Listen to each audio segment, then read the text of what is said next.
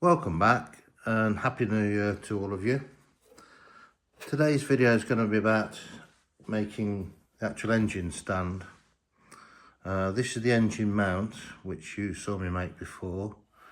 A lot more work to go into this yet. I've made the shaft for the gear, and that actually turns the distributor at the back here. That's going to have a 9-sided like cam on it. The oil pump's been made. I didn't film making this because it's just lots of holes, but there's basically a check valve at the back here and a plunger here that's on a spring. It's gravity fed through here and it goes up there. The plunger then pushes it down here, the check valve opens and it goes up and distributes it up into this. The oil then comes through here, up this tube, then through here. There is actually a hole underneath there as well, just there, you can see that. So that lubricates this bearing, but then the oil continues to come along here, then down, and then through, and comes out that hole there. So it's all very complicated. There will be a slip ring that goes onto the thrust box there, and this will have brass points put in it, and then there'll be a spring-loaded carbon, I think it's two actually, two spring-loaded carbon like rods that then press against this, and it's got the brass points in it, and that distributes the spark.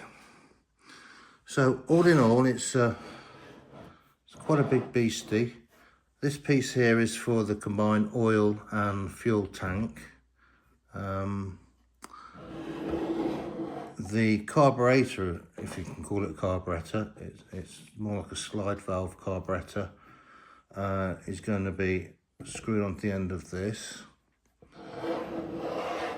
The petrol is then, or the vapour of the petrol is then pulled through here and then distributed around the thrust box and then up into the heads.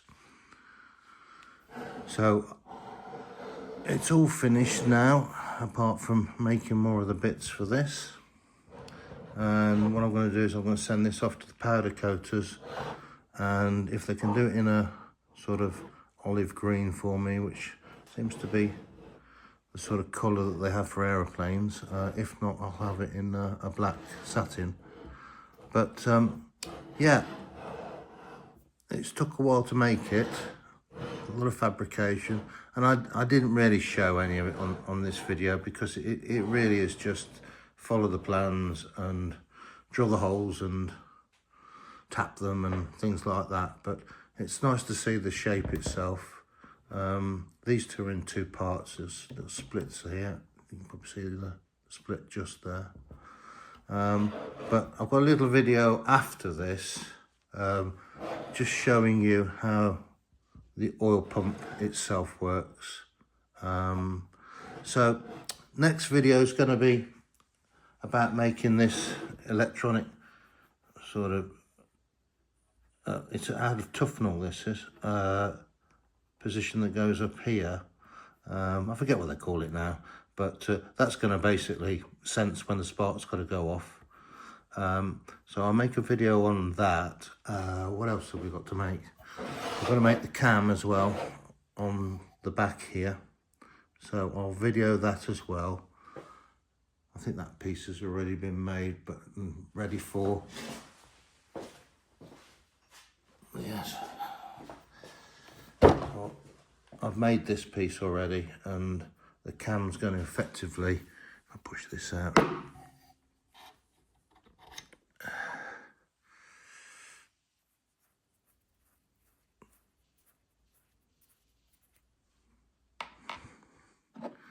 So as you can see with this, there's a hole through it.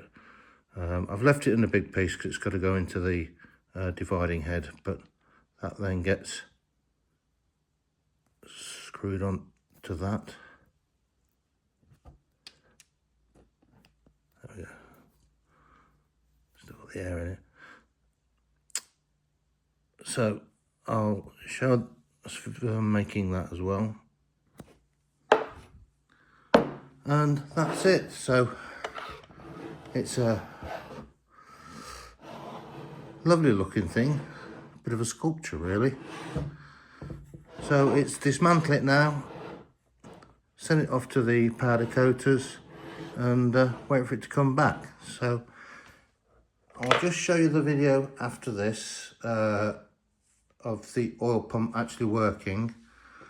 It works amazingly well really for a simple pump. See you next time.